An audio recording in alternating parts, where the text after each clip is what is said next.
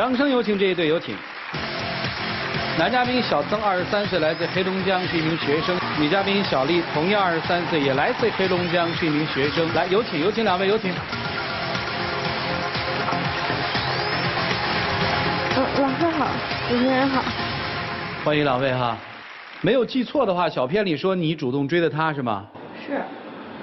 这小伙子哪儿吸引你？长得帅呀，还是？当时我们是在那个学校社团认识的嘛，然后经常会一起出一些活动什么的。啥社团？就是志愿者的那种社团。哦。我就觉得他这人挺好的，而且他做事特别专注，特别认真那种。我觉得如果这种人如果能成为男朋友的话，可能会对我很好。哦，这是你想象的。现在是你男朋友了吧？多久了？1年多了。1年多了，结果呢？发现跟想象的不一样。之前我们还是朋友的时候，经常还会一起出去玩啊。但是自从在一起以后，我就感觉他变了一个人一样，甚至前段时间他竟然跟别人说他没有女朋友。那他既然说没有女朋友，那我算什么呀？其实他先忽悠的我。他怎么忽悠你的？我听听。他跟我说，他去外地工作，然后不在本地，然后结果他还是在这儿。你们毕业了吗？没有，他在实习。就他说到外地实习。对。结果他还在你们读书的地方。是吧？对。然后他又新注册一个微信号，就跟我说，跟我聊到一块儿，我以为是我学妹，然后在一块儿聊嘛。然后我就说我没有女朋友。你为什么说自己没女朋友呢？进展以后的话题嘛，能聊得更广一点。进展以后的话题聊得更广一点。听明白了吗？这件事儿，他扮演一个女生试探他上钩了，对吧？是你上钩了吧？半上钩。如果不是他，就真的上钩了，是这么个意思吧？你来干嘛呢？你都知道怎么回事，来干嘛呢？我就想明确一下他到底是什么意思，到底他在心里把我当成什么了。啥意思呀？我觉得我俩还能再抢救一下。还能再抢救一下啊？他是来抢救的啊。除了这件事之外，平常他对你好吗？他对我之前还是挺好的。然后有时候会陪我一起上晚自习什么的。但是最近我就感觉他就变了，好像变了一个人一样。我跟他说什么，他就觉得我烦。然后有些一说，他就说他打游戏啊，说他各种就是找借口呗，然后不搭理我。我就心里就是觉得他越来越冷淡了对我。而且我对他那么好，我就不知道为什么他能这么对我。我以为我对他好以后，他可能会对我更好。我知道可能两个人在一起会有烦躁期，会的。但是我想在烦躁期的时候，我就对他更好的话，他可能会就是心里就有那么一点点感觉。你别跟我们说这概念性，你怎么对他好，他怎么不领情的？你能说说吗？就是他之前他喜欢打台球。然后我之前看一个那个台球杆挺好的嘛，然后我就给他买了以后就是送给他以后，那个我是想可能就是女生嘛，毕竟还是要含蓄一点嘛，我就说是我朋友借我的，然后我说那个你喜欢你就拿去玩吧。你说如果按正常人的思维哈，如果是借的话，难道不用还吗？但是他从来都没关心过这个，从来没问我，哎，你这个是不是需要还呢？这个他就是一直就用着了。为什么呀？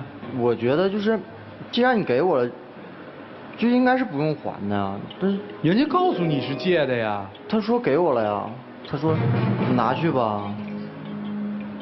然后我觉得就算是你借的，你也应该自己能解决吧。你自己能解决。OK， 我听明白了。球杆贵吗？球杆也不太贵，400多。400多行吧，听明白这件事了。实际上面你是一心一意对他好，对吧？一直以来我都真的，我就是对他，我真的所以我能想的，我能做的，我都举例说嘛，你不要说概念，姑娘比如说，那个主持人也听说今天就是我嗓子有点不舒服嘛，就是有点感冒了，然后他就是说你多喝点热水吧，说完以后，然后就自己打自己的游戏，别的就什么都不管了。但是你记得吗？那时候你生病的时候，我是怎么对你的？那时候我本来是要去，因为是后来他室友告诉我说他生病了，在那个医院呢，挂点滴呢。然后我就赶紧我就在那头都推了，我说我去不了了。然后我就上那去看他，看他的时候，他当时就是挂水已经睡着了嘛，然后就出汗了，我又给他擦汗，然后又照顾他那种。然后当时他嗓子肿了，就是说不出话，吃不了一些就是太那个油腻的东西，只能吃点清淡的东西。然后当时出来以后，他也一天没吃东西了，然后我就带他去吃东西嘛。去的那个我俩之前经常去的一个那个小餐馆吧，然后那个姐姐也挺好的，然后当时去以后我说姐你有没有清淡的汤什么的，完了当时那个菜单上没有，我说姐姐你想想能不能给她做一点，我想让她就是有点营养的，然后那个姐姐就是先跟厨师说的，就是菜单上没有那道菜，就给她做的那个排骨炖的那种清汤给她的，我就觉得我对她这么好，但是同样一件事为什么她能对我的态度就是两种态度？你说为什么呀？你要问我们吗？这还不明确吗？我的天哪，真行！你们俩的这个恋爱谈到哪个进展了？就你们俩谈着玩玩的，还是见过双方父母了？没有，他见过我父母。他见过你父母。那次说这事我就更生气了。你气什么呀？因为我父母来天津了嘛。然后我就想，就是之前我父母也知道我们两个在一起，然后我也会经常跟我父母夸他对我怎么好啊，就是因为我想让我父母给他留下好印象嘛。后来我父母来了以后，就是我父母的意思就是说，先别告诉他，说怕他如果就是知道要见家长的话，可能要带一些东西嘛。毕竟我俩现在还都是学生，就是钱呢都是家里面负担的，就不想让他有太大的压力。最后一会儿我就带他去的时候，他见了以后是当时挺好，但过后他竟然把我骂一顿，就是怪我没有告诉他。没告诉他什么呀？没告诉他说我有我父母陪着一块吃饭，让他特别尴尬。我问问啊，这段爱情里面一直是你主动是吧？是你追的他对吧？对。有人追过你吗？在大学里？有，也是一个就是之前关系挺好的，然后他就追我嘛。我当时跟他说了这事儿了。跟谁说了？跟他说了。也就是说你即使跟他谈恋爱，还是有人追你的哈，你不是没人要是吧？对。好，你接着说。然后他竟然骂我了。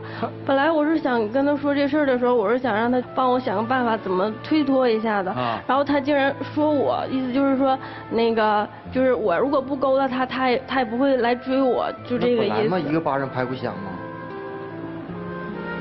那你自己的事儿，你应该自己解决嘛。那要你干嘛呀？那个男生是怎么纠缠你还是什么？你跟他说？也不是说纠缠我，就是之前我们两个关系挺好的那个男生，身边有一些朋友都是经常在一起玩的嘛。然后他突然间就是跟我说这些，就是我就挺尴尬的。他也知道我是有对象的，然后他也知道我对他怎么好，然后他就觉得我挺好的，所以才跟我说这些。弄得我就挺尴尬的吧，然后我就跟他说了，我说应该怎么办呢这事儿，然后他就说我了，意思就是我勾搭他。你喜欢这女孩吗？有好感。有好感啊！1年多仅仅有好感啊？她应该对你特别好吧？照顾和伺候的都不错是吧？是，你承认是吧？你对她上过心吗？也上过心。偶尔几次，哈哈，好了啊，现在我们就可以把这个逻辑完全勾连起来了。女生，你真的来问她心里是怎么想的，是吧？对。男生，你心里怎么想的？你告诉他。我觉得你对我挺好，然后我也应该对你有所表示嘛。啊？我也应该对他有所表示嘛。哎呀，我的天哪！听听老师们怎么说吧，一起进入丘比特问卷。男生啊，不是别人爱你就一定要爱他的，你同意这句话吗？对吗？也不是别人对你好你就一定要对他好，你同意这句话吗？我也同意这句话，但我更同意另一句话，就是如果我不爱一个人，我要坦诚的告诉他，为什么？因为能够让他尽早的脱离和解脱。其实才是对他所付出对你的那种好的最大的回报。因为我不爱你，所以我不想接受你的好。我觉得作为一个男人，应该是有这样一个坦诚的态度。其实刚才你们交流，我们听第一段的时候，基本上已经明白了，你肯定是不爱他的。是吧？你刚才说是有好感是吧？那个好感也只是因为他对你好嘛。既然不爱，他要的是爱，你给不了这个东西。我建议你是跟他说清楚。我看你今天说话说挺坦诚的，交给乃馨老师。如果你一定要知道为什么，我帮你问问吧。请问，当初你为什么要接受他的告白？因为当初是有一定的好感的，感觉能往下发展下去。那么，请问大概是从哪一个时间点，你发现这个好感没有办法发展下去了？就慢慢相处，大概1个多月快2个月时。那请问你们现在到目前为止号称交往了多久啊？1年多了。那也就是说有10个月你都在撑场面，对不对？其实你也没太努力撑了，因为你都在打你的游戏，各种不理他。那我再问第3个问题，如果我记得没错的话，你上这个台的时候说，我想我们之间还可以抢救一下。你想抢救什么呢？其实受到这些给予的时候，其实我也是想回报，但是一直没找到点。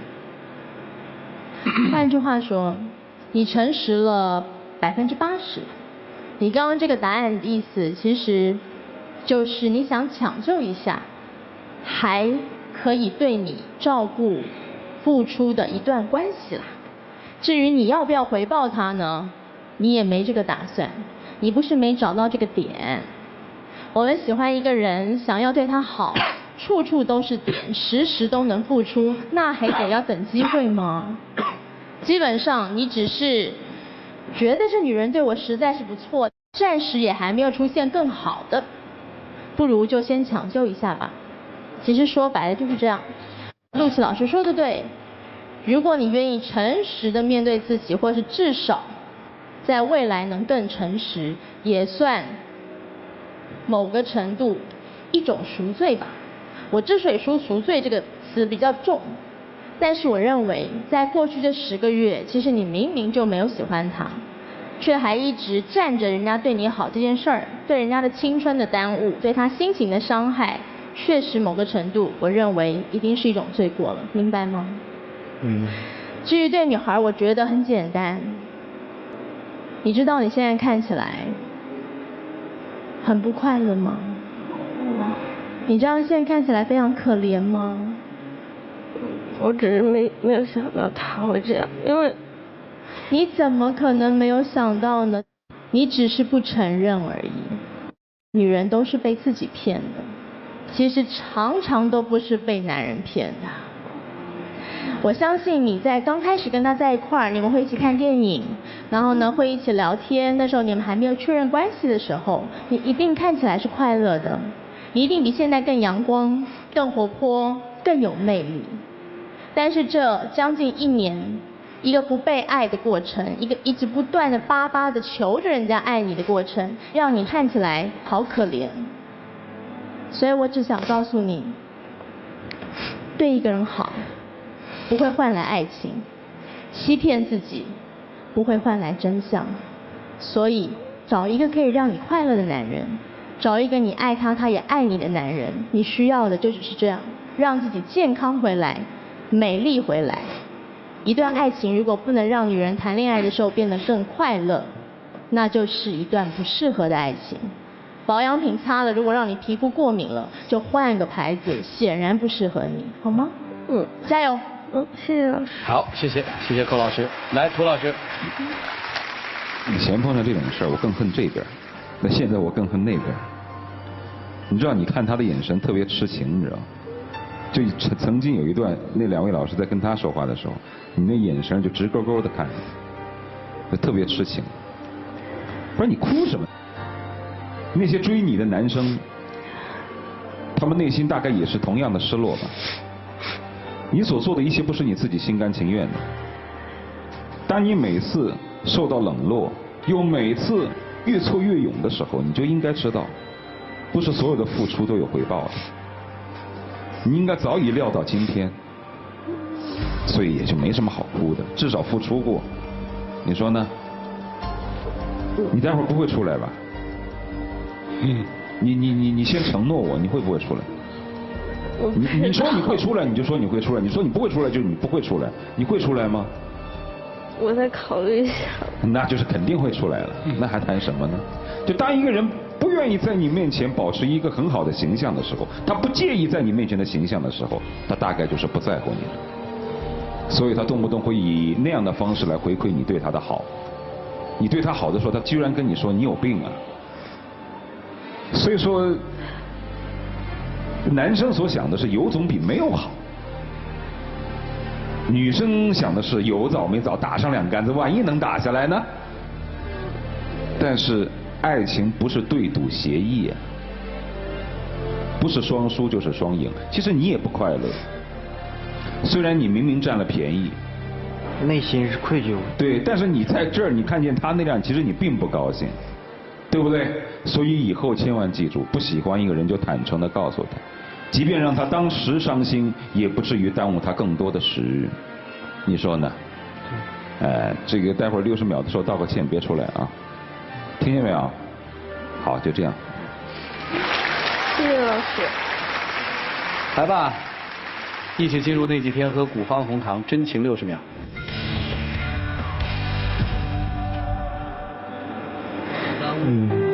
爱是无私的，但是我对你的爱是自私的。你知道我为什么对你这么好吗？因为我觉得你是爱我的，你值得我对你好。可是，可能我爱你的方式不是你想要的方式吧。有时候我知道我自己挺任性，挺无理取闹的，所以这1年多，对不起。我向你道个歉，我给不了你想要的，对不起。不用你给我想要的，其实你才是我想要的。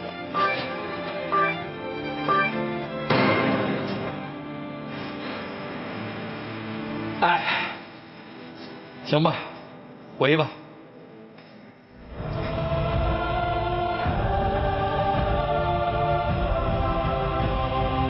来，请关门。